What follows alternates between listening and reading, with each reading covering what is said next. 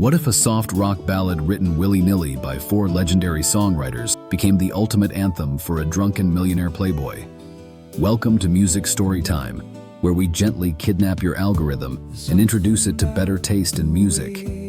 Enjoy the background music in the free usage playlist, you dirty scoundrels. Now continuing today's focus music band, Christopher Cross. That's exactly what happened when Christopher Cross teamed up with Burt Bacharach, Carol Bayer-Sager, and Peter Allen to create Arthur's Theme, a song so perfect it won an Oscar while Cross was simultaneously winning Grammys for his debut album.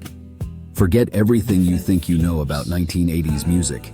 This is the story of how a Texas songwriter's gentle voice conquered Hollywood, Broadway, and the charts in one unforgettable year.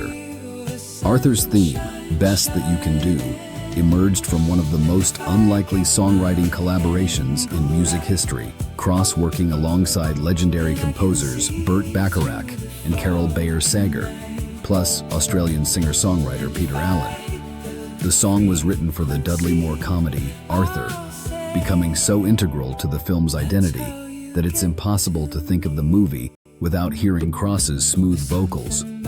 What makes this particularly fascinating is how the song reached #1 on the Billboard Hot 100 in 1981, making Cross one of the few artists to simultaneously have a chart-topping single and win an Academy Award for the same song.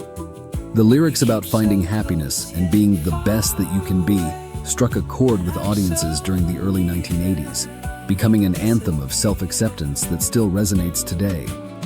Then there's Sailing, the track that literally came to Cross while he was sailing on a boat in Austin, Texas, capturing that peaceful feeling of being on the water. This song became Cross's signature hit, reaching #1 on the Billboard Hot 100 in 1980, and winning Grammy Awards for both Record of the Year and Song of the Year.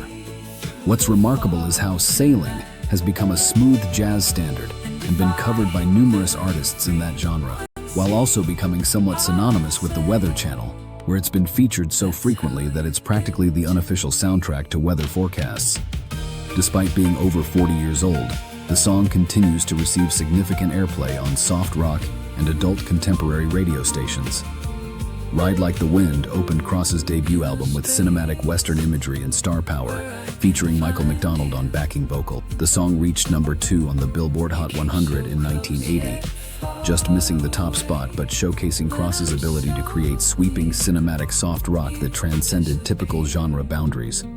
The arrangement and production give it a distinctive quality that sets it apart from Cross's other hits, with lyrics and melody that evoke images of the American West.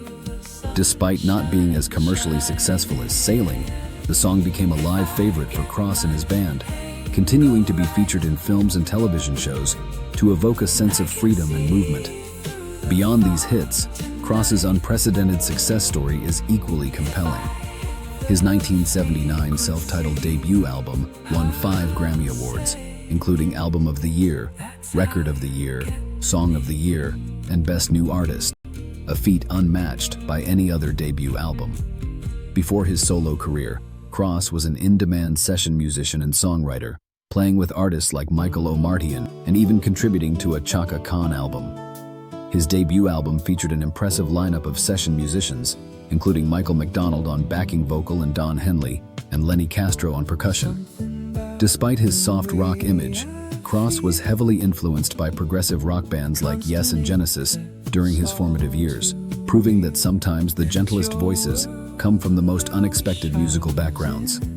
Cross continues to tour and perform, bringing his timeless songs to new generations of listeners who appreciate the craftsmanship and emotion that defined his remarkable debut.